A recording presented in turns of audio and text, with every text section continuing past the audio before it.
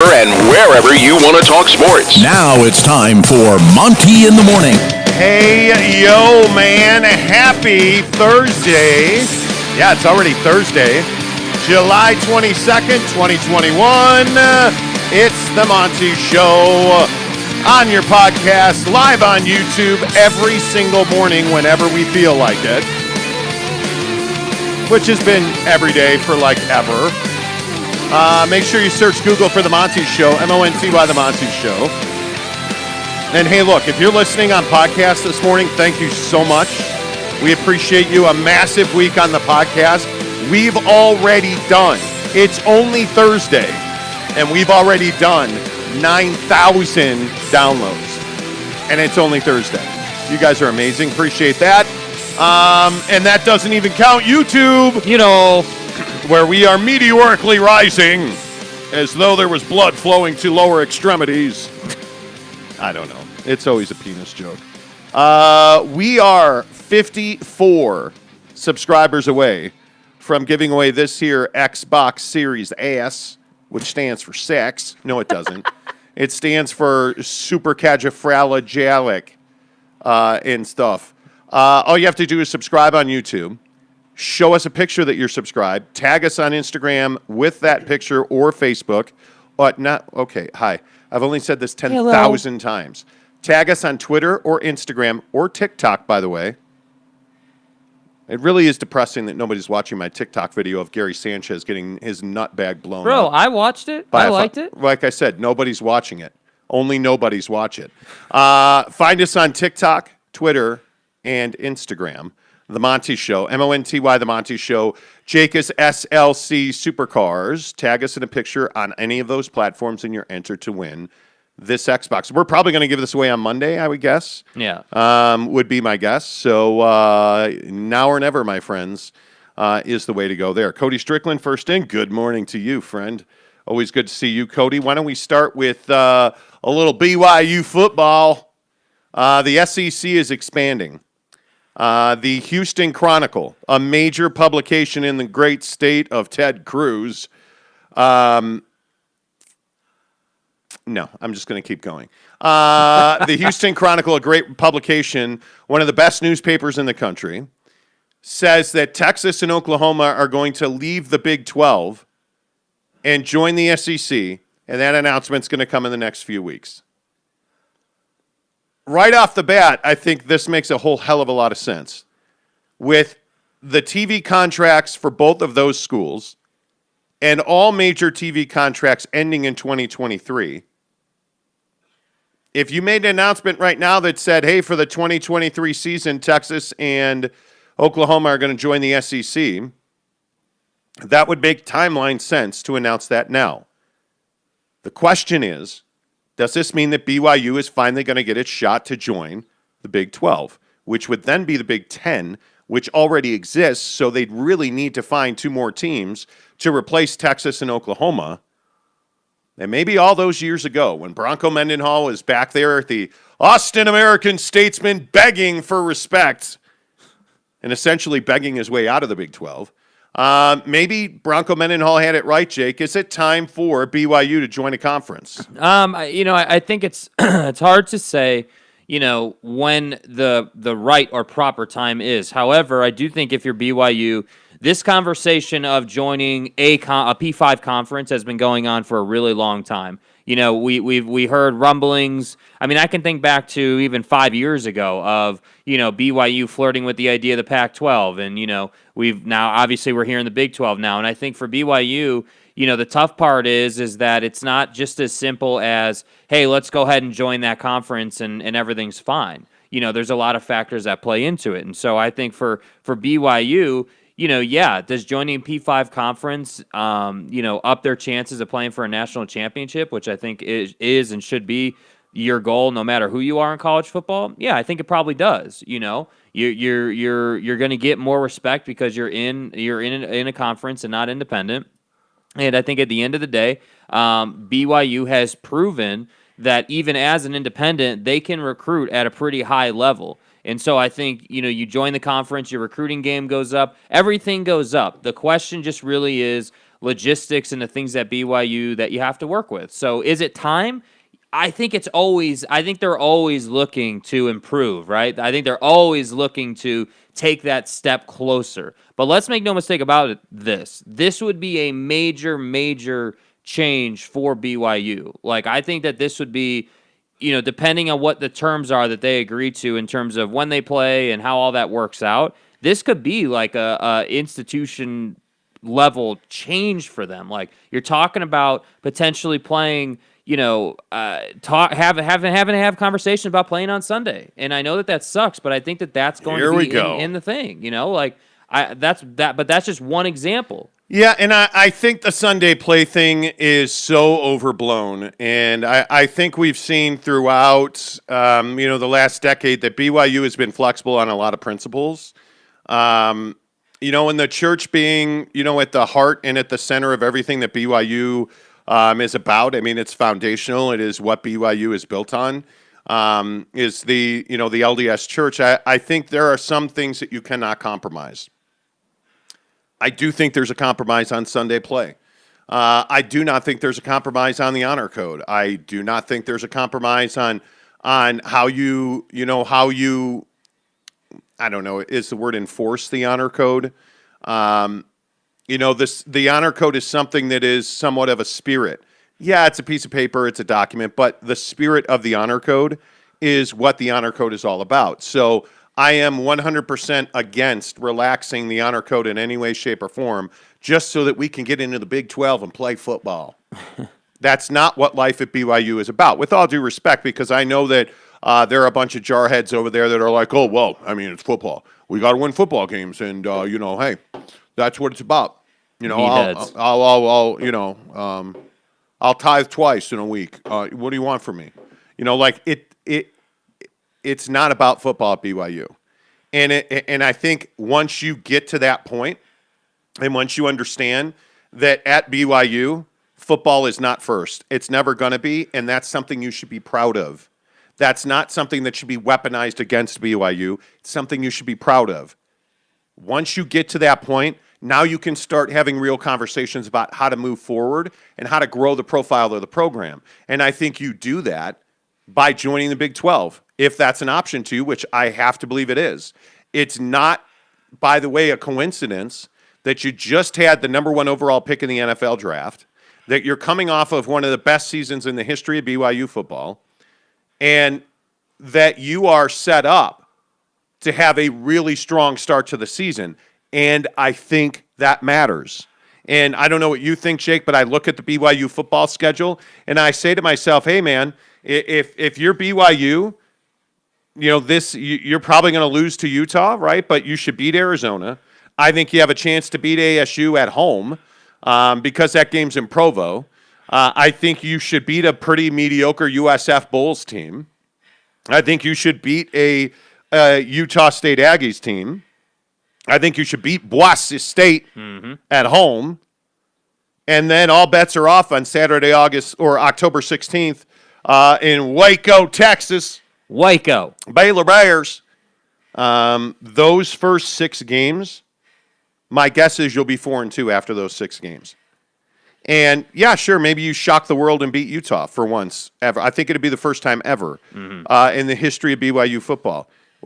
Oh, no, it just feels that way. Right, it just feels that way. That's right. My point is, if you start 0-6, you're not getting into the Big 12. Because this conversation is going to happen in the next few weeks, right? So you put a timeline together, and you start to say to yourself, okay, well, Texas and Oklahoma announced that they're going to the SEC. How does the Big 12 react to that? Well, the Big 12 is already reacting to that because I think Texas and Oklahoma probably have already said, hey, we're going to the SEC, right? The Houston Chronicle is not going to roll that story out with, just conjecture and guessing. Yeah. So my guess is the skids are already greased, and my guess is the Big 12 knows exactly where it's going. And my guess is that they're having conversations already.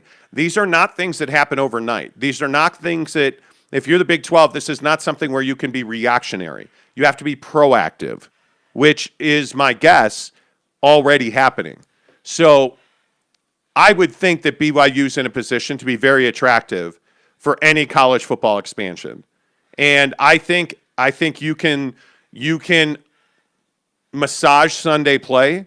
You cannot relax the honor code. Yeah, I completely agree. I think, the honor code is like the fundamental of how you live your day to day. I mean, that's not something that's going to change, but I just think, if you're BYU, I do think you make a great point about the schedule. You can't have this great season last year, have the number 1 overall pick in the NFL draft and then go, 1-10. Like that can't happen, that you need to put out this kind of this idea and this presence about your program that you can consistently be competitive. And I think, that this feels like one of those situations in sports where it's like you just got to do everything that you could possibly do to get the agreement done and make the jump. And then once you make the jump, figure it out after that, and I think for BYU, I think they're a phenomenal program. I'm not one of those people who says that, they're just like a chic little program. Like they have a massive following. I think they're highly attractive from a PR standpoint to any conference. I think it's just really a matter of, ironing out the details and figuring out, what all that looks like. So I would love to see him, personally, I would love to see him join a conference. I would love to see, them actually playing in a Power 5 conference. That would be awesome. But will it happen? To me, to your point, again, the Houston Chronicle wouldn't be reporting on this if it wasn't legit. However, I'll believe this when I see it. When this gets done, then I'll be like, all right, now this is actually in motion happening, Oh, I'm pretty convinced that Texas and Oklahoma are going to go. The only thing that has to be worked out is what happens to the Big 12. And, if you, listen, with all due respect to the Big 12, looking at who's left in the Big 12. No, and I'm being serious. Yeah. If you look at who's left in the Big 12 at that point, obviously Texas and Oklahoma, those are the 2 biggest balls in the bag. There's no other way to really look at that. So when you start looking at Iowa State, OKC, TCU, West Virginia, Kansas, Baylor, Texas Tech, Kansas State. Like, these are all teams that BYU should be able to compete with, But is that a conference? Is that a conference? Here's my question, and we talked about this all those years ago when everybody was laughing about Nebraska wanting to come back. Trev Alberts just became the athletic director at Nebraska, which is a significant move. I think Trev Alberts would love to get back to the Big 12. I think Nebraska would love to get back to the Big 12. I think Nebraska is largely irrelevant in the Big 10. And I think when you start doing some math and you start looking at, how does the Big 12 react to this? I think, when you start looking at FBS independence, I think BYU certainly is one of those. I don't think you can go down the chain. Like I look at the Mountain West. Is Boise State a Big 12 draw? Probably not. Yeah. The only reason that BYU's a draw is because they have a massive fan base. They have a great TV contract with ESPN that would mesh well with the Big 12, and certainly ESPN would like to see BYU in a major conference. So I don't think that's an issue.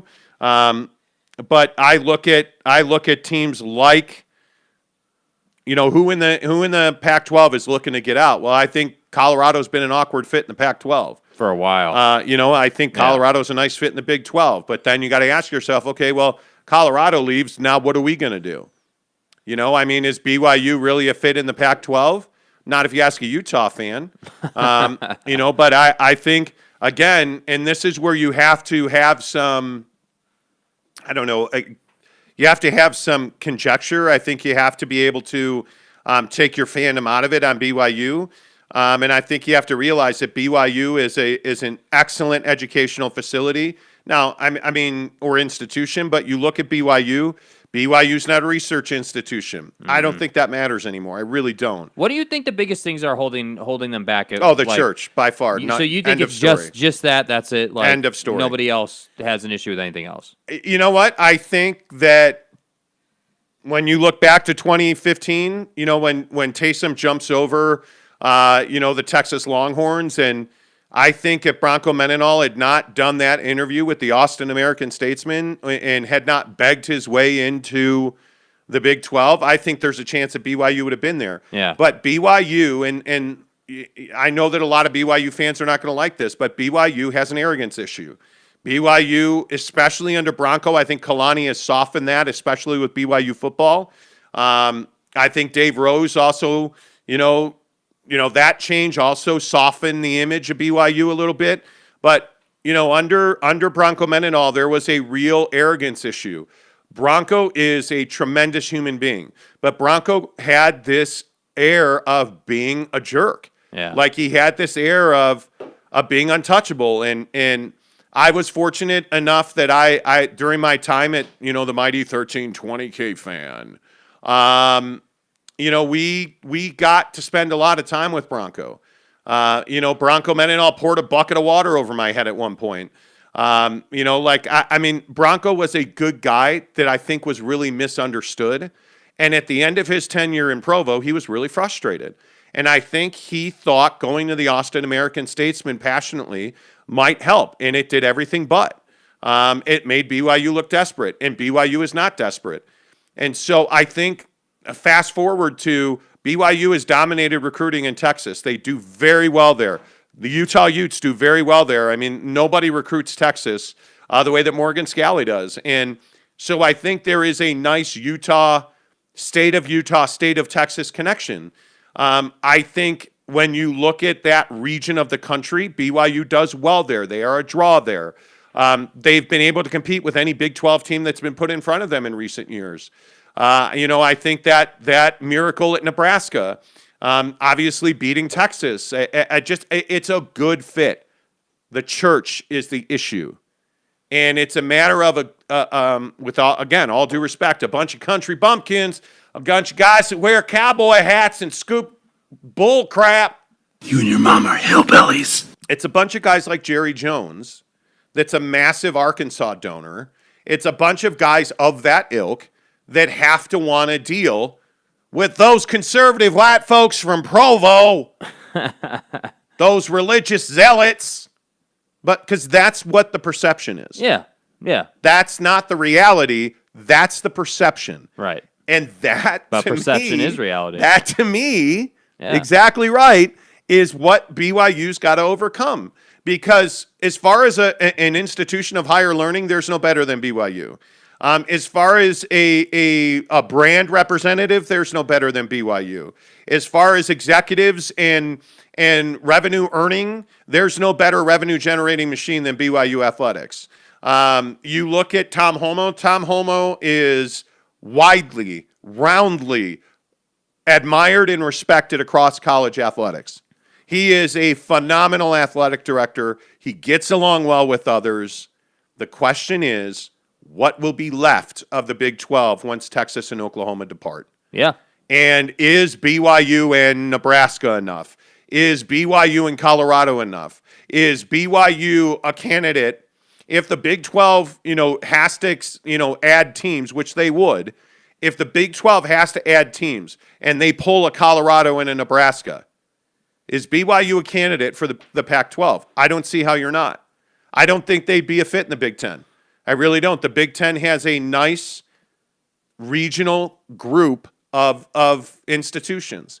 I think the Pac-12 is a really good fit for BYU. Yeah, I think at some point they just got to figure out what it's going to take to get into one of these conferences. I think, at the end of the day, at some point BYU has to, because to me, and I could be wrong, right? But to me, it just feels like BYU continues to be the little brother in the room, right? BYU continues to be the organization that has tremendous value from a revenue generating standpoint and from a fan base standpoint. They do everything you want them to do, but because of the church, people look down on them for whatever reason. And I think I don't know what it is that they're going to have to do to, gain more respect or or be more influential or whatever, however you want to say it. But that has to happen at some point. And I just think that, I don't know. I don't know how you do that. That's my struggle. You're right. It's going to take other people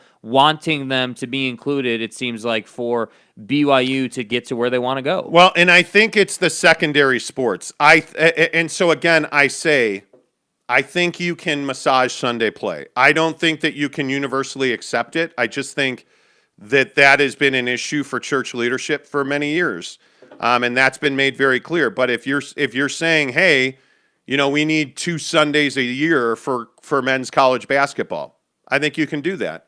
But if it's every Sunday and we got to play softball and baseball and badminton, and we absolutely have to have the crochet team in the scarf tournament, and that's only on a Sunday. Okay, well that's probably not going to happen. Yeah.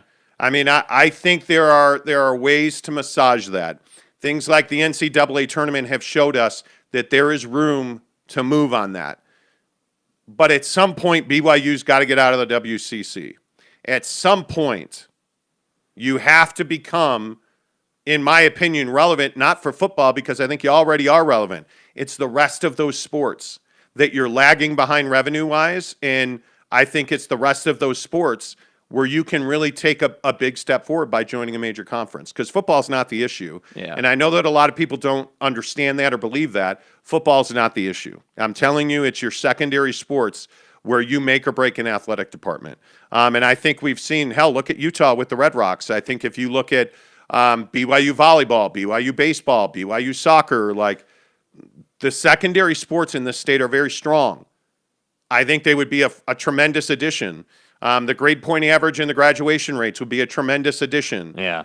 The relationship with ESPN would be a tremendous addition. There's a lot to like. So much business that happens besides football. Like, yes. Football is just the poster child. I mean, there's so much behind it where it's like, that's why I say, like, with all due respect to this whole situation, yeah, I'm sure that, Texas and Oklahoma are going to go to the SEC, but at the end of the day, in terms of BYU and their situation, I'll believe it when I see it. It's very frustrating, but at the same time, that's kind of the mentality that I feel like you have to have. I don't think as a BYU fan you should get your hopes up until you really start to see some serious progress and some serious headway made.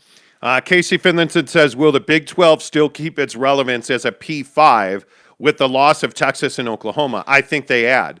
I mean, you can't be the Big 10, have 10 secondary teams and think you're going to be a P5. Yeah, you got to have a meal ticket in there somewhere. Yeah, and I think they would have to add. I think they'd immediately go after Colorado and Nebraska. I have no doubt about that. But even with Colorado and Nebraska, I mean, it's not like neither of those programs are Texas and Oklahoma. I mean, no, but how many Texas and Oklahomas are there out there? And not a lot, and that's the point. It's not they're not just falling off trees, but at the same time, to me, that helps BYU's stance because BYU has the national fan base and has a lot behind them. But BYU, to me, is a better athletic program than Nebraska. Yeah. Yeah. I mean, now, historically, are they? No, certainly not. I mean, if you look at the history of Cornhusker football, I mean, it is rich, it is deep, it is Tom Osborne, it is Trev Alberts, it is storied. It has certainly got a deeper, more successful, storied history than BYU football does. But again, what does history matter when we're in 2021 and everybody's worried about making a buck and signing a TV deal?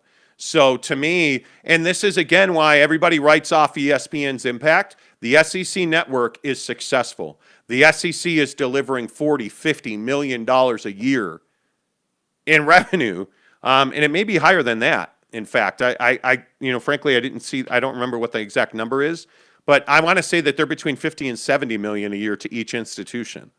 What does that mean to BYU? What does that mean to BYU academics? What does that mean to scholarships? Like a lot. I mean, you can't. What does that mean to facilities? What does that mean to? I mean, that kind of money you can't beat that. If you're a secondary sport, what is a $50 million payday from your conference mean for your tennis team, for your golf team?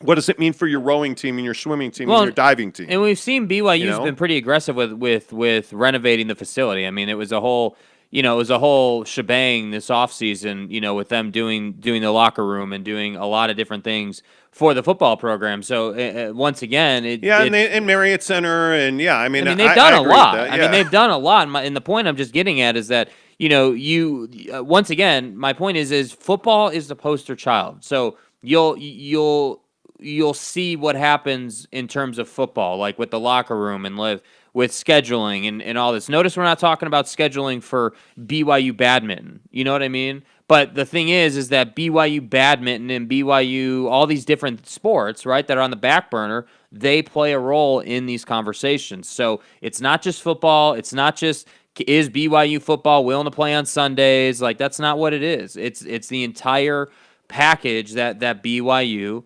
offers. And in my estimation, it is like, everything that you look at in the program is pretty much a positive in terms of them, the value they bring coming to a conference. Absolutely. The only negative, and for me, it's not even a negative, but to your point, the people that they're dealing with, the only negative would be the church and how that plays a role in BYU's flexibility.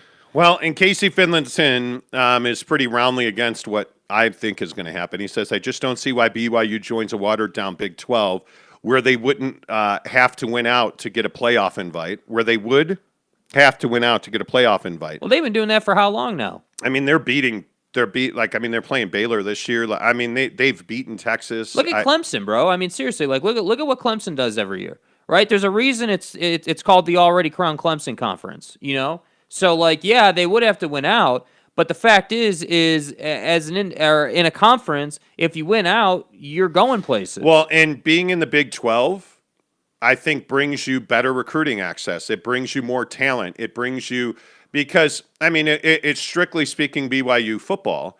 The biggest issue now is that you don't have a regular path to the college football playoff. You have to have an exceptional season every season. In the Big 12, depending on who they add, let's say, and if BYU gets into the Big 12, there's not a school in that conference without Texas and Oklahoma. There's not a school in that conference that is going to out-recruit BYU. There's not a school in that conference that is going to be able to spend the money, that is going to have the stature, that's going to have the exposure. BYU, as a football program in the Big 12, takes a huge step forward. Yeah. So I would think that BYU, if they join the Big 12, would have a chance to win that. Within the first 5 years, BYU would win the Big 12 championship. See, in my opinion. And I think what Casey's trying to get at here, and I do disagree, but I understand the point you're trying to make here, Casey, which is why would BYU as what most people would consider a pretty strong independent program, why would they go to a Big 12 conference that doesn't have the premier program in it anymore? It just has a bunch of second tier teams. And I think that I understand the thought there, but I just think right now, if you're BYU, all I care about is getting a reliable and defined path to the college football playoff. That's all I care about. Whether you make it is a different story, right? Yeah. But the path at least has to be there. Like, they at least have to be able to say, okay, if we win our conference, or if we win the conference, if we win the Big 12, that puts us here. If we win this game, now we're in the college football. They got to be able to see that. And I think Casey also says they would get rid of sports before ever playing on Sunday and or relaxing the honor code. I don't think they would ever relax the honor code. I'm telling you, Sunday play is more of a bargaining position than you think it is. When we were originally talking about BYU joining the Big 12, I know for a fact that BYU was open to occasional Sunday events. I know for a fact they were open to that. I will again say Sunday play does not impact football in any way, shape, or form. And again, I think we have no idea what BYU's willing to do until we know what they're willing to do. And what is the ultimate prize that playing a conference tournament on a Sunday, a conference tournament championship game on a Sunday, once a month, and you're going to play. I mean, listen. The NCAA tournament has happened. How much money did BYU net from Jimmer's run in the NCAA tournament? Man, I mean, if you think about those moments on an annual basis, I think you can find a way to make that happen. I don't think BYU ever plays Sunday on a regular basis. I would agree with that. But you can't tell me 2 Sundays a year is absolutely positively out of the question. Yeah. I just don't see that it is. I know for a fact that they've talked about it in the past, as recently as 2019. So I don't think, and I don't know it to be true. I mean, I'm not a member of the LDS Church. So, and I think that matters. I think that BYU would occasionally play on Sunday. I do. I again say that joining a conference is not about your football program. So Sunday play is a very big topic. I feel like that's such a foreign concept to people too. They don't understand that, it's not. It really does. The only impact it has on your football program is just, again, a path to college football playoff. But this whole Sunday play thing has nothing to do with football. We're not talking about Kalani and the boys suiting up on Sunday. That's not what it is. It's all of those second-tier sports and all the scheduling effort and all of that. So at the end of the day, where I would leave this is just that, in my opinion, I think it is a better position for BYU to be in a P5 rather than being independent. Because at the end of the day, last year, if you were a P5 and you did what you did last year, you would have seriously been in the college football playoff conversation. But it just, to me, is a shame that you weren't independent, you were not in those conversations, and look still what they got done. I mean, you're talking about the number 1 overall pick, dude. That is a massive accomplishment for BYU football. Well, and look at Fred Warner, just signed the largest linebacker contract in the NFL. I mean, BYU football is successful. There's no question about that. Let's see. Cody Strickland says, I'm working on the side of the highway, working on a tractor in Salt Lake City, and I still can't miss the show. Well, we appreciate you being here. That's commitment, bro. Yeah, Cody says, I'm a Utes fan. Miss high school days when those two teams would go at it and be a huge rivalry. Yeah. God before football. Absolutely God before football. It's one of those things that, you have to have. But he says football on Sunday is not going to happen. Well, the good news is BYU will never be required to play on a Sunday. Yeah. BYU football would never be required to play on a Sunday, nor should they. Casey says, as an employee at BYU who has tried to get contractors access to work in buildings that are only empty on Sundays, I've seen that they will not compromise even one Sunday. Right, but do you understand that a contractor working in a BYU facility on a Sunday is absolutely not going to happen? Ever. Your basketball team playing one Sunday a year, 2 Sundays a year is going to happen. They're completely different things. I mean, and for those of you listening to the show and don't understand it, in the LDS church, Sunday is a sacred day. It is about family. It is about church. It is about your faith. It is not about working or making others work. And it is really a foundational piece of the faith. Yeah. And I think that BYU has shown that occasionally they will allow Sunday play. History says that. Ryan Buckley says, sorry, BYU hasn't done anything to join a P5 conference. No, I mean Brigham Young University. When I say BYU, I mean Brigham Young University. See, and this is the other side of it, and I don't think we really need to go down this rabbit hole. We don't. But I just think there's always going to be the, hey, BYU doesn't do anything guy. That's always going to happen. Giggity says, good morning, fellas. If the money makes sense, BYU will allow Sunday play. I think if the money makes sense, they will allow occasional Sunday play. You're never going to see a BYU athletic program, a BYU team play every Sunday during season. That's just not going to happen. Yeah. Nor should it. I agree with the premise that it should not happen. Cody Strickland says, no, Monty, BYU will not play it ever. BYU is God first, and God has made it clear that Sunday is a day of rest, as he did. I don't disagree with that. I think, so here's what I'll say. The folks who either work at BYU or grew up in the LDS church or any of, are in those kind of situations, they will never come around to the idea that BYU would be even somewhat flexible on Sunday play. But what I'm telling you is in all reality, BYU would consider a couple Sundays a year if it meant that they could get into a P5 and they could realize all the revenue generating opportunities that comes with and that. I think being in a P5 also helps you with church initiatives. I think BYU being in a P5. There's trade-offs. Yeah, BYU being in a P5 expands the brand of the LDS church. I think it expands the reach of the LDS church. I think Being in a P5 puts you into huge football games. And we have seen that BYU does very well in Arizona. BYU does very well in Las Vegas. It really BYU does very well anywhere they go. And it's because of, the outreach that is fundamental, that is in the fabric of the LDS Church. It's why you have, young men and women that go out and serve the community. You have people of all ages out in the world, talking about the church and talking about the gospel. And that's a huge part of the growth. And being in a Power 5 conference, and I think here's the nuts and bolts of it. There's few better business operations in the world than the LDS Church. There's few. Just real estate dealings on their own. I mean, do you think it's easy to get the land that temples are built on?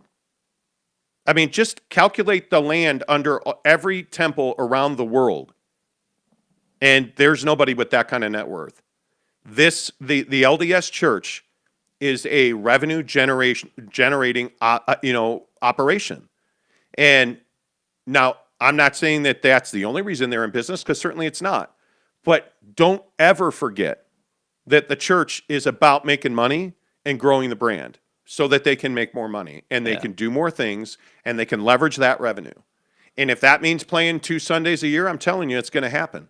It is. If you think that Bronco Mendenhall was out begging for the Big 12 in the Austin American-Statesman without permission, you're crazy. You're crazy. I think the way he did it probably pissed some people off. Well, factually, I know it did at BYU. But if you think that he wasn't on a mission to get BYU into the Big 12, you're crazy. Yeah. You are absolutely crazy. The news that's breaking with a Woj bomb. Mikey Williams signs with XLSM for an endorsement deal where he is going to generate millions of dollars a year. Woj saying, has a quote from Matt Davis, the executive vice president of XLSM. Mikey's relevance around his peers in basketball community is off the charts. He will generate millions of dollars a year. Yep. And if you think that BYU athletes are not out there scratching the surface of the NIL situation, I'm telling you. They are. This is a business. Yeah. This is a business. Justin Salas says BYU is a unique brand in that they are a national brand. I think a P5 conference would want BYU for the TV revenue they would bring in. The relationship with ESPN and the access to those assets, absolutely. Stop being an idiot and go get Luka's mom. You are more protect against dying if you get Luka's mom. Okay. I love that no matter what we're talking about, Luka's mom is always in the conversation. Well, I mean, she is. If we're talking about Traeger smokers, well, she's smoking too. Yeah. I mean, you know. Yeah. Let's switch gears and remind you to subscribe to this channel and take a photo that you're subscribed and tag us on Instagram, Twitter, or TikTok. The Monty Show, Monty, The Monty Show, and SLC Supercars. You have to tag us both to win this Xbox Series S. We're about 50 away. Look above that previous comment. Okay. Cody Strickland says, can we replace the word vaccine with Luka's mom? Oh, you could. I'm really sure that your show would get a huge ratings boost. Sure. I mean, everybody needs to get Luka's mom to live a, healthy, prosperous life right now. The only way to thrive in this country right now safely is by getting Luka's mom. Well said. Everybody should get Luka's mom. Everybody has easy access to Luka's mom. It's a perfectly calibrated recipe for maximum personal achievement. It costs you nothing to get Luka's mom, and Luka's mom's on every corner these days, it feels like. The answer is yes. So why haven't you gotten Luka's mom? I don't know. From what I understand, Joe Biden's had Luka's mom. Donald Trump's had Luka's mom. The most prominent, Marjorie Taylor Greene. She's had Luka's mom. How the fuck else would you do this job? You know what? If everybody else has had Luka's mom, I've had Luka's mom twice. Jake's only had Luka's mom once. Why doesn't everybody have Luka's mom? I don't know. There, are you happy? We did it. Are you happy? We did it. Tanner Plummer says, I'm trying hard not to get my hopes up with BYU to the Big 12. The college football world just doesn't want BYU to succeed. Oh, stop. Victim mentality. Those Jets are terrible. Anyway, Okay. just curious, Tanner, have you had Luka's mom? Anyway, All right. let's talk NBA free agency. 41 minutes into the show. Are you proud of us? We talked football before NBA. We're making the transition. It's happening. In the next 7 days, the NBA's landscape is going to change significantly. And Tanner Plummer confirms he's had Luka's mom. Good. Good job. Excellent. Way to go. Yes. Nice work. The rack attack! Exactly right. There are big names that have contract options. Sorry, I was waiting for a page to load. It's okay. There are big names in the NBA. Load. That Okay. Luka's mom. Have you had a load from Luka's mom? Yes, I have. Wow. Here are some of the names in the next week that must have a qualifying offer or have a player option or a team option that must be picked up by August 1st. John Collins, Atlanta Hawks. Mm-hmm. Bruce Brown, Brooklyn Nets. Mm-hmm. Mike James, Brooklyn Nets. Devontae Graham, Charlotte Hornets. Brad Wanamaker, Charlotte Hornets. Lauri Markkanen, Chicago Bulls. Jared Allen, Cleveland Cavaliers. Nicola Melli, Dallas Mavericks. I look at a name like Talon Horton Tucker, LA Lakers. Duncan Robinson, Miami Heat. Thanasis Ante Your Mama, who's also, by the way, I believe had Luka's mom. Josh Hart, New Orleans Pelicans. Lonzo Ball, New Orleans Pelicans. Frank Ntilikina, New York Knicks. I mean, this list is deep with guys that the Utah Jazz would love to have. Gary Trent, Toronto Raptors. Isaac Bonga. Just wanted to say his name. Nobody wants him. You look at Norman Powell, Jermichael Green, Chris Dunn, Bryn Forbes, Montrezl Harrell. I mean, there are some huge names on this list. Yeah. In the next week, the face of the NBA could change significantly. And my question is, does the door swing open for the Utah Jazz to make a move without going $18 to $20 million into the luxury tax? It's going to be tough. I think it's going to be really tough. I think that the Jazz are in a situation where, you know, you're definitely going to be paying. In my opinion, you're definitely going to be paying luxury tax this season. I mean, unless you get crazy and you actually pull off a bogey trade, you actually make the right choice and avoid re-signing Mike Conley. Unless those two things happen, I just don't see a way where you're not paying luxury tax. And again, we've broken down the cap many times on this show, but what you need to understand is they're right up on the threshold of paying luxury tax. I believe they're $1 million under right now. So the question really becomes, what is the first move you make to set yourself up to go and get any of the names that are on this list? You know, and to me, I've stayed steady with the idea of what I would do with this team is, yes, I would pull the trigger on a bogey trade. I would not re-sign Mike Conley, and then I would be after guys like Talon Horton Tucker and Mike James, who are guys that I don't have to sign to 4-year deals. I can sign them to 1- and 2-year deals, and I can sign them for cheap. And I would develop guys like, you know, Elijah Hughes and these different guys to see what I have in them, you know, and then, you know, hope to be a 4 or 5 seed this coming year. And then in next offseason, then that's where all your flexibility is going to come in. You can take a run at a major free agent or something like that. And now we're talking about championships. Do the Utah Jazz completely change their core in the next 6 weeks? I would like to say yes. You have a new owner. You obviously made the Dennis Lindsey move. Yeah. Like it would seem like there's a new air in that front office, but at the same time, you know, we haven't heard anything yet. So I guess we'll see. Do they? I don't know. I have doubts. If I'm being honest, I have doubts. I want them to, but I just have doubts. Yeah, I don't know how you do that. I mean, the Lakers, you know, the Lakers are in an interesting situation. You know, I look at the situation with Dennis Schroeder, and I think that you have to leverage that situation. Mm-hmm. Because you don't really have the money to go and get a CP3. You know, the Lakers are linked to CP3 and Russell Westbrook, both those guys are making $44 million next year. CP3 has a player option in Phoenix.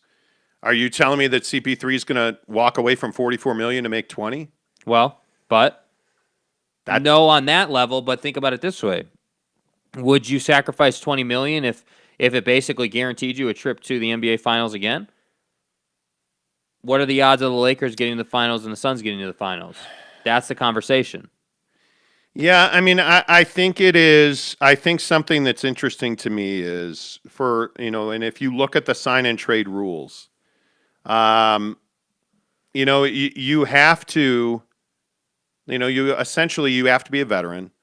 You have to sign a contract with the team whose roster you finished the previous season on, which obviously guys like Mike Conley, guys like Dennis Schroeder fit into that. The contract that you sign has to be between 3 and 4 years.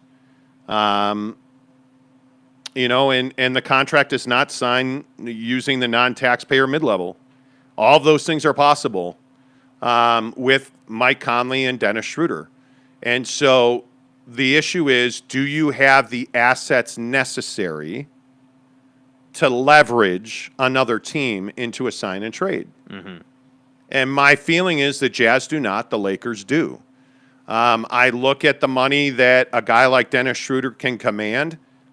The question is, are the Phoenix Suns or a third team going to want to pick up that kind of money in Dennis Schroeder? Well, if you combine a Dennis Schroeder deal at $20 million, $60 million total, and then you add Montrezl Harrell's $9 million deal to that, now you're $29 million. Yes. Hey, if you pick up the option on Talon Horton-Tucker, or he picks up the option, or now you just start talking through those things, and you figure out that, you are trying to make the most with the least that you have. Yes. And that's what the Lakers have been really good at, and Dennis Lindsey was terrible at it. And so, is this truly a new day for the Jazz? We'll see. The Lakers have the assets and the resources to do that. I think for the Jazz, it really just depends how willing they are to sacrifice the highest levels of success for a season to get them into a premier spot. I mean, and I know that it's not the sexiest take or like the hottest take to say that there are times in sports where making the tough decision is required. It's not always going to be as easy as, just re-sign Mike Conley, put the band back together, and we'll pay $30 million in luxury tax. Like, they're not going to do that. No NBA team really would, I don't think. I mean, outside of maybe the Warriors that one year they won the championship and had all that extra income, but what owner in the NBA is going to say, here's a check for $30 million, go and do what you have to do. Well, and the other thing you got to remember is with a guy like Chris Paul, to sign and trade him, at the time you sign the deal, that contract can't account for more than 25% of a salary cap. Which is really tough. So you can't have him be a $44 million player. For Chris Paul to go to the Lakers, he's going to have to leave money on the table.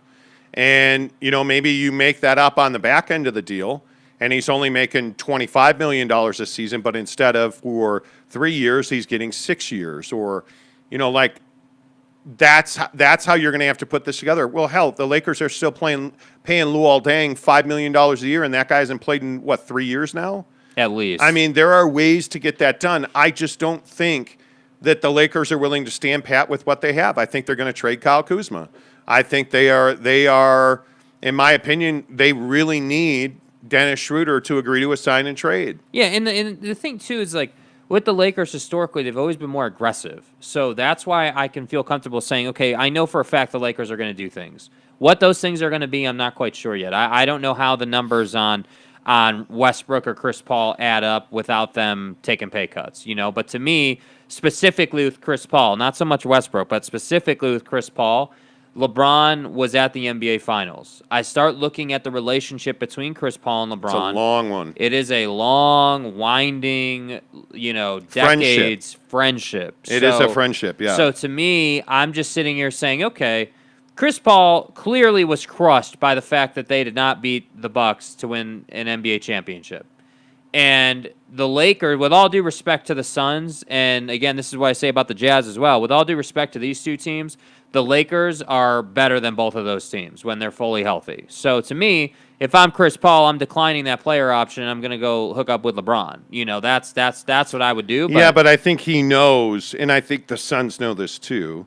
And here's the hardest part.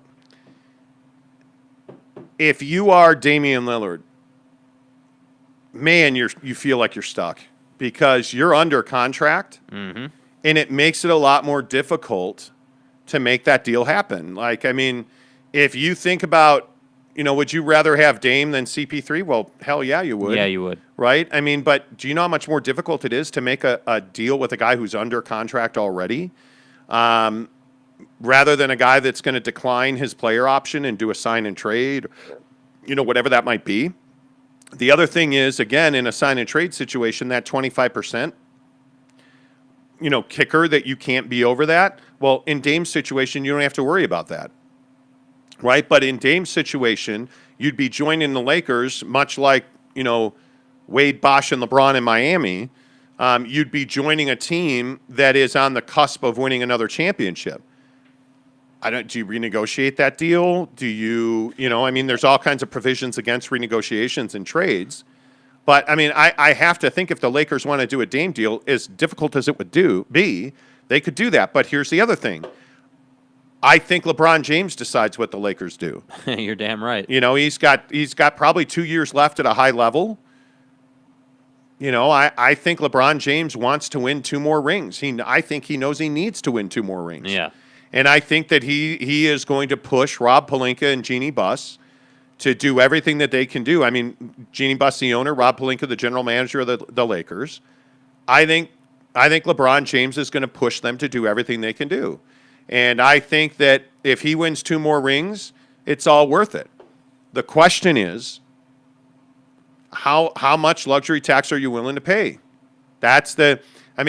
The Utah Jazz, if they re-sign Mike Conley, are probably paying $16, $18 million in luxury tax. That's a lot, dude. For the Utah Jazz, that's a crippling amount of money. For the Lakers, if you win 2 more rings, is that really that much money? No. And that's why I say, Probably not. For Chris Paul, you'll take a pay cut to go to the Lakers. You will. Absolutely you will.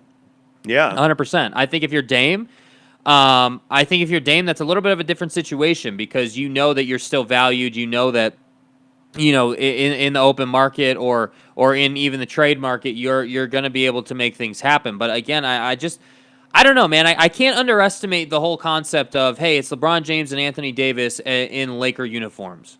You're really telling me that you're going to be so stubborn on a $44.5 million player option that you won't get that done? I mean, come on, let's not be foolish here. I mean, Chris Paul has maybe 3 seasons left in the NBA, maybe, and he's trying to win a championship. So he doesn't really have time to fool around with, can this Phoenix Suns team get it done, or can the Phoenix Suns, beat a healthy Warriors team or any of these teams? Because that's the other thing, and I know it. I always feel like I'm the one bringing this up. The West is going to be probably twice as good as it was this year, this coming season. The Lakers are going to be healthy. Warriors are going to be healthy. The Jazz are probably going to run it back, right? You've got the Clippers that I would think are going to get Kawhi back, but we'll see. So let's just assume everything stays the same, but the Warriors are back, the Lakers are back, and Portland's probably a little better. I mean, that is a deep-ass conference. I mean, that's the furthest thing from. Are you serious? I mean, that's the furthest thing from. If you stay with the Phoenix Suns, with all due respect to the Suns and Book, your odds of winning a championship going through the West for the Phoenix Suns are not nearly what they are going through the West with LeBron James and Anthony Davis and Chris Paul. That just feels better, So that's why I say for him it makes the perfect sense. Yeah, and I don't know. There's so many complications. Being a taxpayer really makes sign and trades much more difficult. And for the Jazz, that's the one saving grace that you have is I think you have, 1.4 million in luxury tax room, which is why signing Mike Conley is devastating. Yeah. Because that puts you into the luxury tax. And I for a team like Utah, I just don't think that's a possibility. So we'll see. I think the next week is going to dramatically change the NBA. And I think one of the first dominoes is going to be Montrezl Harrell. He's going to be in demand. Yeah. He's got a great piece off your bench. He's undersized, and I think we saw that in the playoffs. That Montrezl Harrell's size really became a factor. Especially in that Suns series, there was frustrations there. But I think Andre Drummond is absolutely not going to be back in Los Angeles, or at least not with the Lakers. Just didn't work out. I think that was a great move at the time they did it, but I think he and Frank Vogel just were not on the same page. And frankly, I think their money is going to be better spent other places. But all these things, and the reason we bring this up about the Lakers and the Clippers and, Dame, is because all of this has an impact on the Jazz, because I don't see how you're Ryan Smith, who has shown the desire to spend money. I don't see how you're Ryan Smith and you watch the Lakers or the Mavericks, you watch all these teams around you get better like you did at the deadline, because they watched pretty much everybody get better at the deadline. Yeah. And you did nothing. And, at the end of the day, it was why you got run by the Clippers. And it is one of those things where a guy like Andre Drummond makes a huge difference in that series if you're the Jazz. A guy like adding Montrezl Harrell, if they had Montrezl Harrell against the Clippers, I think the Jazz probably win that Clippers series. If you had a guy that was more athletic and more mobile and had a better offensive repertoire in the last 2 minutes of the game, maybe you're not playing Rudy Gobert as much. Yeah. Montrezl Harrell can handle Ivica Zubats. I think we saw that in the pick and roll, Rudy really struggled on the switches. Montrezl Harrell does not struggle nearly as much on switches. So I think you have a sense of urgency, but man, I just hope the Jazz are not stupid. Yeah. I would be fine if you were a 5, 6, 7, 8 seed. I would be, especially this year where, 10 teams are going to compete for a playoff spot. I'd be fine if the Jazz just make the playoffs. Don't re-sign Mike Conley, trade Bojan Bogdanovic, and let's let the chips fall where they may. Yeah. Because you have got to gain flexibility for the next 5 years. And Dennis Lindsey has crippled you. And I think, too, He really has. Outlook-wise, it's funny. The Jazz are very much in the same situation. They're just ahead of the curve as Portland was with Dame, right? Portland has had Dame on the books for a really long time now, and they made choices early in his career that felt like good choices at the time but didn't work out. So the point I'm getting at here is that I don't really care what Rudy's contract is at this point because, yeah, it is crippling them. But at the end of the day, the guy that matters here is Donovan Mitchell, because without him and without his allegiance to the team, you're nothing. You're a nobody. So my point here is that the decisions that you make this offseason and the why behind those decisions is going to be huge in terms of Donovan Mitchell's long-term viability in this organization. I am not trying to sit here and say that Donovan Mitchell wants to leave or we're anywhere near those kind of conversations, because we're not there. He's here. He's all in. He's your guy right now. But what I am telling you is if you screw it up this offseason, you screw it up next offseason, and then you screw it up again the following offseason, and now we're 3 years removed from getting run by the Clippers and you've done nothing, that's going to be a problem. Well, and the one thing I want to finish up on this conversation with is the debate we had yesterday that sparked outrage and violence on YouTube. Twitter's been going crazy. Chris Paul versus Mike Conley. Man, that did piss some people off, didn't it? It did. All things being equal, they're both healthy, and we're not talking about their careers. Chris Paul came from humble beginnings. Who gives a fuck? I'm talking about right now. I'm talking about right now today. Wow. Right now today. I don't give a biggest fuck. Nice humble beginnings. I don't care. Right now today, July 22nd, 2021. Mm-hmm. Do you want Mike Conley or do you want Chris Paul? Chris Paul. I'll take Mike Conley. You're insane. I totally disagree with you on this. Many people have called me insane, and most believe I'm just stupid. But the point is, here's why Mike Conley's better. Mike Conley's a better defender. Mike Conley plays with more pace. Mike Conley's just as good a three-point shooter, and he's just as good inside the arc as Chris Paul is. The difference is Chris Paul has a better handle. Oh, wait, until right now, Chris Paul's had a better handle. Now, they're both injury-prone. Water's wet, and Chris Paul's hurt in the postseason. Chris Paul had a terrible NBA Finals. I think Mike Conley right now today is more clutch.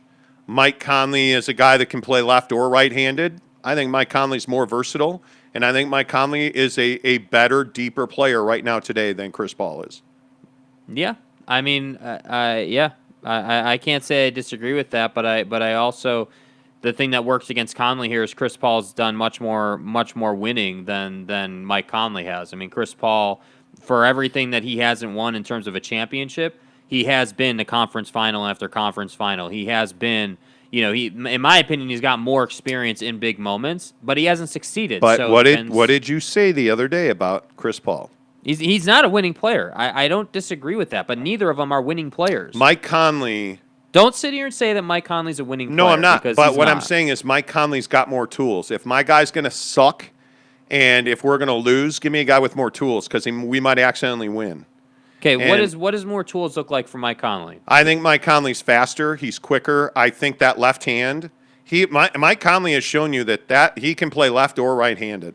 Being left-handed at the rim is a huge asset. Mm-hmm. I think Mike Conley, as far as chemistry and leadership in the locker room, I think Mike Conley gets that he doesn't have to be the number one. I think Mike Conley facilitates for Rudy. I think Mike Conley facilitates for Donovan. I think Mike Conley's happy to switch the ball or take the game-winning shot. It doesn't matter to him. He's going to make the right basketball play. Chris Paul's not. Unless it's against the Nuggets in the bubble and you didn't get it to Donovan Mitchell. Well, you did, but Donovan got trapped and you had to give that up. Now you didn't get it back to Donovan, which is what I've always said was my biggest gripe. But Mike had the balls to take the shot, and I give him credit for that. I think Mike Conley right now is a more capable player for what the NBA is going to be in 21-22, which is a faster-paced league that requires you to play consistently in the paint. Now, again, we're talking about two guys that are always hurt. And the other thing about Mike that I like more than CP3, I don't like that Chris Paul has to take long stretches out of the game. I would agree with that. That's a good point. Yeah, that's a good point. I think it's very close. Yeah, but I take Mike Conley. How do you?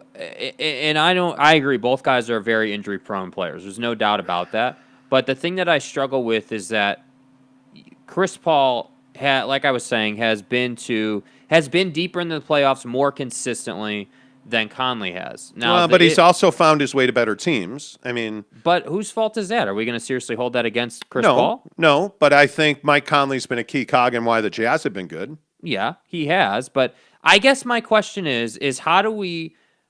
The thing that I disagree on, and the thing that I feel separates the two, is that when the Jazz needed Mike Conley most, he wasn't even an option. To me, there's a difference between. That's right. To me, there's a difference between being on the floor, dribbling into a double team and turning it over and costing your team a game, and not even being an option, and the team having to do the best they can and feel like it doesn't have enough. I don't know what's worse. I don't. But my point is that Chris Paul to me is edges him out. But at the end of the day, here's what they share. They're both injury-prone players. Neither of them has won. Neither of them have really done anything historic, honestly. And at the end of the day, I just think that there are better solutions at the point guard position who are younger, who are faster, who are more durable. But if you're the Lakers, is that still the case? Because there's a lot of people that have tied Mike Conley to the Lakers and the Clippers. Yeah, and Chris Paul. Both of them. They're interested in both of them very clearly. So I don't know. I mean, I don't know. I'm the guy, if I'm building a team, I need to have a dominant 4 and I need to have a really reliable 1. That's what I need. Everybody else on the floor we can work with. So to me, I would rather have LeBron James, Anthony Davis, and a third wing of some kind, and then I'd rather have a young guy in like Horton Tucker or any of these young guys we were just talking about. I just don't know that Talon Horton Tucker's shown you he can be a 35-minute guy. Well, but my point is whether it's Horton Tucker or any like Mike James or any of these guys that are close to being starters but not quite there yet, I'd rather give them a chance than take an injury risk. Well, and I think I look at the Lakers situation, and this is not rocket science, but LeBron James is very difficult to play with. Mm-hmm. If you are not a superstar like Anthony Davis, LeBron James is not easy to play with. And that's why I think, Cantavius Caldwell Pope has so much value because he knows how to play. I mean, essentially, you got to knock down that 3 ball. Anyway, man, I don't like banning people off boy. the show. Oh boy. But I'm just going to go into crisis lockdown mode here at the house. I think Tanner Plummer, your time has come. I like Tanner, but when you say things like Luka's mom is not hot, Bro. I just don't know where else we can go with you. No, well, with your wife. I just don't know where else we can go with you. If you are not a carnivore and eating, at the Luka's mom's restaurant, You're insane. You're crazy. she's hot. This is a tasty burger. And now I will do myself a favor, and I will Google, Google image search Luka's mom. Luka Doncic's mom. She is hot. This is seriously a debate. Yeah, I don't know how I don't know. Okay, wow. I don't need to Donnie? see pictures of Luka Doncic. His mom, what are you looking at, dude? What are we even talking about, dude? She has got like abs. I mean, I want it. I don't know what you're talking about. You're crazy. She is on fire, that lady. Yeah, dude. I mean, I don't know, man. I don't know if that was a joke or not, but she's got it. She's got the goods. Meow. Okay, let's move on. Wow. Thanks, Tanner. Hey, what can I say? I don't dig moms. No, Tanner. This is not sex ed for Tanner. It's not. That's out of the window. I mean,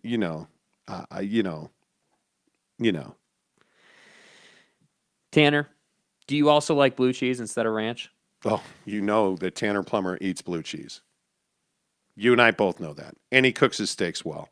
Bitcoin. Elon Musk. That son of a... Anyway, the point is, Elon Musk yesterday talked about Bitcoin, cryptocurrency. Jake, are you a Bitcoin guy? No, not a Bitcoin guy. Not a Bitcoin guy. Nope. Not So, a crypto guy. I tried to be a Bitcoin guy. This is a true story. Back in the day in 2017, when I lived in Phoenix, I bought $500 in Bitcoin. Mm-hmm. And at that time, Bitcoin was, Bitcoin was at when I bought it, Bitcoin was at like 3,000. Put $500 into it. Bitcoin today is at 32,100. Oh, shit. I lost my crypto key, so I can never access that Bitcoin. And it hurts me to my core. Having said that, I'm not going to invest in Bitcoin again. And the reason that I say that is, you look at Bitcoin where it is today at 32, it was at 61. And, the problem is that Bitcoin's not real. Mm-hmm. Bitcoin's not tangible. Well, unless Elon Musk talks about it and then it skyrockets. Elon Musk talked about cryptocurrency again yesterday, said that he is all in on Bitcoin and that he rides the wave, but he'll never dump his Bitcoin. And so, of course, all the little 17-year-olds are like, oh, shit, Elon's in.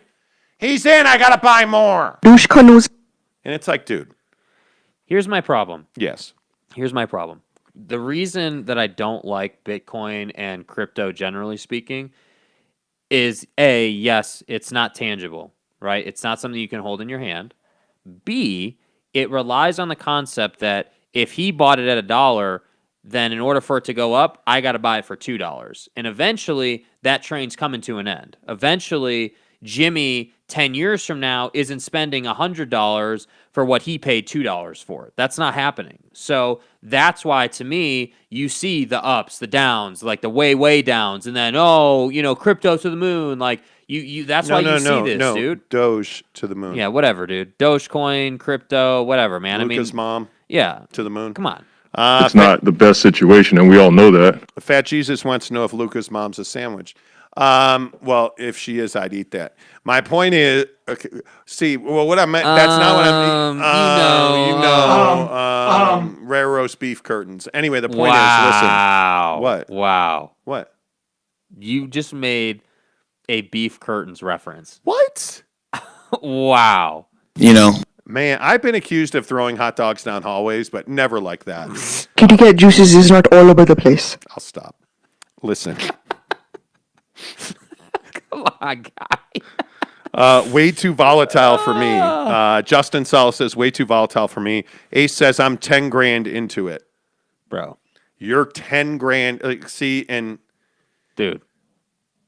And it's uncouth to ask people what they paid, and but if you're 10 grand into Bitcoin, you had better gotten in at 3,000, not 60,000. And that better be money you don't need. I just, I'm not into the Dogecoin thing. I'm a day trader. I've been I have an E-Trade account. I broke even on AMC. I wish I'd have held it. I'd have made a ton of money. We all know the GameStop stories. Yeah, the GameStop stories. Dingers. But I made money on GameStop. Yes, you did. It was a roller coaster, and holy cow, that was rough. If it gets to 20, I'm out. If it gets to 20, I'm out. 1997, 1998. It tanked to 14. And it's going to go into crisis lockdown mode here at the house. Okay, well, if it gets to 15, I'm out. 1498, 1499, 15. Well, let me see if I can get to 16. 16. Okay, let me see if I can get to 18. 18. Let me see if I can. Okay, we're going to get back to 20. 19, 1950, 1975. Okay, 20, 21, 23. Oh, it tanked to like $7. You're so fucked. That was my world with GameStop. And I hung on just long enough to make, some nice change, some nice coin. But man, Yeah. I should have held on with AMC. I just couldn't hold my water. I couldn't. But anyway, here nor there. I mean, if you look at the stocks that I have real money in, I was looking at my E-Trade this morning when I was laying E-Trade. because I woke up at 350 for whatever the hell reason. If I pull up my E-Trade right now. Yeah, can you pull out the E-Trade, please? I'm doing it right Thanks. now. Thanks, bro. Just shut up. My main stocks, my big winner right now really is Upworks and American Airlines are both doing really well for me. GE has done really well for me, although they're all off this morning. Dow's off 30, or no, what is it? Excuse me. Dow's off 91 at the moment. But Okay, I mean, where's Luca's mom though in the stocks? I mean, is Luca's she mom up or down? she's red hot. Okay. Luca's mom, ride Luca's mom to the moon. Okay. Good. Just wanted anyway. to clarify. I'm not in on Doge. I'm not in on crypto at all at this moment. Justin Salas said made a cool 25 hundo on GameStop. Nice, dude. I'm not in on it. And frankly, Elon Musk's ability to impact my money is the reason I'm not in on Bitcoin. Yeah. Because I actually own Tesla stock as well. But I just can't see, riding up and down with Elon Musk. I'm just not in on that. No. I can't do that. And finally, let's talk about drinking your own urine. Oh my God. What? You're welcome. Okay, so this dude goes hiking in the Oregon wilderness. Father, husband, not to Luca's mom. He's got a wife and kids. He goes hiking in the wilderness. Right. And he gets lost. Uh-oh. And he's like, I don't know how to get home. No cell service. He's hiking around. He's like, well, I think I see a river. Day 2, he's lost still. He tries to hike down to this river, slips, falls, slams his head on the rocks. He's seriously injured. He is bleeding now. Lays around for a day or two, starts the mission to get out. Day 7 rolls around, I think it is. And he has not eaten in 4 days, and he's out of water. So he drank his own urine. But he knows he needs to eat. And so he's looking for food, and he sees a helicopter flying overhead. He's like, I better start a fire. And so he's like rubbing these two sticks together, and he can't start a fire. But he has a magnifying glass. So he started a fire with a magnifying glass. Only Brilliant. The helicopter flew away, and there was not enough smoke. So now he's on like day 10. And he's like, oh, dude, what am I going to do? Well, why don't we eat snails and have, a refreshing glass of my own urine. My favorite food is chicken tendies and fries. He ate centipedes, moths, snails, worms. Like I mean, Boy did what he had to do. how far would you go? Oh, I mean, in the moment, Would you drink your own pee? reluctantly, yeah, I think I would. If I was at that point where it was like life or death, yeah, I'm probably going to do that. But I think at the end of the day, he mentioned that he saw a river. So you tell me you can't get down to that river and get some water? Well, he tried. He almost killed himself doing it. And maybe that was the first misstep. Maybe that was a miscalculation. Should have gone downriver a little bit. Well, the problem is that once you get injured, when you're lost in the wilderness and you get injured, it's almost over. I mean, like you're on the verge of death at that point. You can go a long time without eating. I mean, a long time. Yeah, I think it's 3 weeks or so. But you have to have water. Yeah. You have to have fluid. And so, I mean, he said that the vision of getting home to his wife is what kept him going. I would like to think that I could drink my own pee. I'm serious. I will. I'm not the guy that could ever get to a place. I will die before I eat my own poo. That's not going to happen. I just don't know. What do you do? How do you function? Like I can't. Do you know how to start a fire? Yeah, I'd like to say that I know how to start a fire. Yeah. I haven't in a long time. Listen, I've seen Castaway. Yeah. Uh-huh. Okay, I know. So the 2 sticks thing is here's the thing. When you're out in Oregon, and this took place in winter, right? It was like cooler, didn't you say? Yes, it was snowing. So this guy needed to sleep. And so he cleared the bark off of a tree, which is wildly intelligent. They say it's a must. If there's a down tree log, to lay on that for any amount of time, you must clear the bark because of the bugs and the predators that hide in tree bark. So he had the knowledge to clear the tree bark. He went to sleep, woke up covered in snow. So he was exhausted to the point where he didn't feel it snowing on him, but he woke up and he was covered in snow.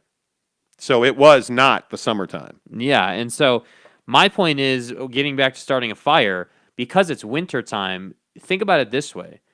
Castaway is a great example. In Castaway is on an island. The wood that he's using with these 2 sticks to start a fire is very dry, very brittle, that kind of a thing. So it's easier to start the fire. When you're working with damp wood to try to start a fire, you know how hard that is? Like, that's extremely difficult. Dude. 17 days. Yeah, man. In the wilderness. Harry Burley went fishing in May and disappeared for 17 days. His wife and son traveled to Oregon from Arizona with search and rescue teams that combed the woods. He had been found alive, but then the stories got real. He didn't follow the general protocols of hiking and fishing. He was rusty. He hadn't been out in a year due to COVID. Damn it. After signing in at a trailhead, he hit a spot where the trail split. He said it would have been a good spot to turn around, but he continued. When he finally decided to turn around, it was dark. No one knew where he was, and he was out of cell signal. And that's when he realized he'd be there overnight, which turned into 17 days. Jeez. He tried scaling down a rock and tripped and fell. He hit his head. He was bleeding. In an instant, everything got serious. He said in that moment, I knew it was no longer just a hike. It was a survival exercise. On day 5, he said he heard a plane. He pulled off his sweater, grabbed his keys, and tried to signal it. He said it was no more than 100 feet off the ground. It missed him. He said it gave him hope because he thought that plane was out there looking for him. Yeah. Jesus. Dude, it's gnarly. Help me. It's gnarly. He watched Survivor and had seen people start fires on the show, so he tried to start a fire. It wasn't working. He remembered 40 years earlier, his stepfather gave him a magnifying glass to start a fire. It worked. He hoped the smoke would be a signal. It dissipated. Nobody saw the fire. Well, at least he's got fire, though. He started putting up markers for searchers, but he also started to faint. That's when he thought about what to do to stave off hydration and decided to drink his own urine. Oh. He took serious tumbles trying to get to higher ground, twisted an ankle, stabbed in the ball of his other foot by a branch. Dude, no. And in the middle of nowhere, he found a waterfall. He stood mesmerized, unsure if anyone else had ever seen it or if it was a mirage. This bro is standing in front of a waterfall. And it's like, is this real? Hi. He collapsed again and fell on a rock. He hobbled half a mile to find water. He went back to the ridge to put a marker and signals. He found a tree broken down with water in the base of the root. The water was brown and infested with insects. Oh, come on, guy. You didn't drink that. Did he drink that? Not only did he drink that water, he ate all of the insects. Oh. He made a cross and etched a heart on it. And every time he walked by, he'd say a prayer. He had accepted his death in the last and final days. He wasn't sad. He wasn't scared. He felt like swimming. He was swimming in harmony. He would drink off of leaves to survive. On the day it snowed, he filled a bag with snow and ate it, which they say is terrible for you. It will kill you. That if you collect snow to put it in a bag, but wait for it to melt and then drink the water, because the snow in your stomach will actually put you into hypothermia. Jeez. And kill you. Dude. He again struggled to get a fire going. He went for water from his teapot. On the way, he heard a big bellow. He calls the man who rescued him Guffaw Man. He says the man had eyes of compassion. Rescuers asked him what he had eaten, and he said millipedes, scorpions, crawfish, and snails. Oh, after being rescued, he was taken to a hospital where he spent 12 days in intensive care. He went to a doctor again this week for a checkup. His gallbladder and feet remain a concern. He may lose his feet. Jeez Louise. Okay, Bro. This is why I don't go hiking, and this is why I don't go to the forest, because I'm never going to drink my own pee. I'm telling you that right now. Well, hiking alone, though, too. Like, Jake, I'm not drinking my own pee. Are you willing to do? Will you do it? If it was a life and death situation, yeah, I would. I'm not going to die. Fat Jesus wants to know if this guy ever complains about anything again. I don't know, dude. No.